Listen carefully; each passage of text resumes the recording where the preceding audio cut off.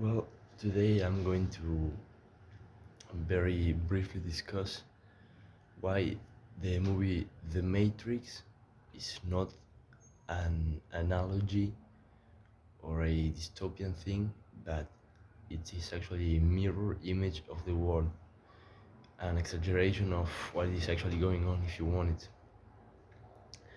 Basically, what it is, what happens in The Matrix is that the main character lives in a world of fantasy and his whole life gets to the point where he realizes that he's living in something that is unreal and that he has to break free and well, when you know what happens. But and basically the entire world there is a machine running on people's body heat, I think it was, to generate energy for the machines. And if you think about it, what happens in the real world? What is constantly happening? The entire world runs on people's fear of not having money and of harsh social judgment to basically follow the rat race. That's entirely what happens.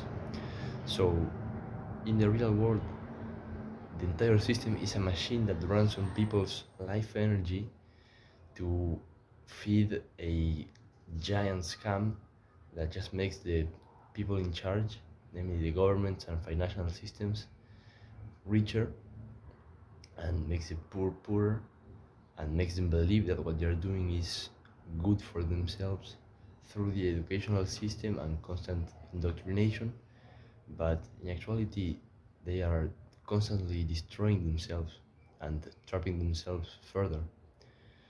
The only thing that is truly different from the movie is that in the real world it's a little bit easier to realize this because it isn't such a radical change of paradigm, let's say.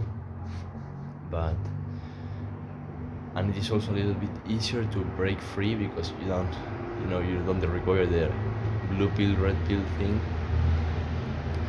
But basically the entirety of people's lives is based around this indoctrination of work for money, follow the scheme, not be self-aware.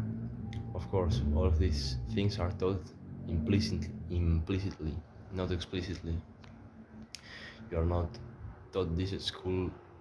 They don't teach you this exactly, but they teach you things in just such a way that the end result is to generate that thought pattern within you. I also find it a little bit scary how much greatness is suppressed within us, how much we are taught that we should follow the crowd.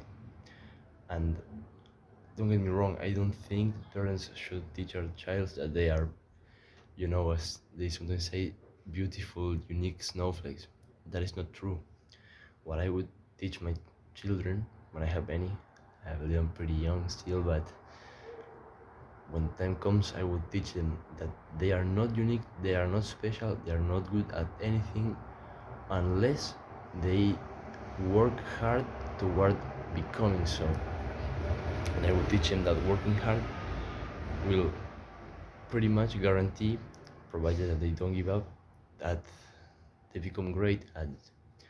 That you have no inner worth as an individual beside that which you give yourself through the overcoming of your own fears and doubts and achievement of short, mid, and long term goals. That is basically it. You know, the world may be a mirror image of the Matrix, but still you have to break free, realize these patterns, which are much easier to see and discern than in the movie, and basically break free. And whenever you have a thought, basically locate the root cause of this thought process. So go to university. Why will you go to university? To get a job. All right, get a job. Why in the world do you want to get a job? Say, because I want money and I want to retire. All right. So you want money. Money, what for?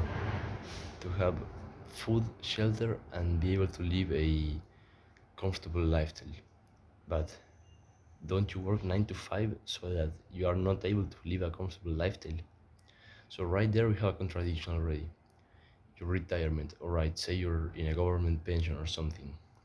Do you really trust the government to pay you fairly and as they have agreed upon when the time comes? I mean, the scam is as clear. I mean, it's just crystal clear that everything is a scam. So, if everything is a scam and it is so visible, why do people keep on going at it? Self-awareness is the the key to understanding this. People find it harder.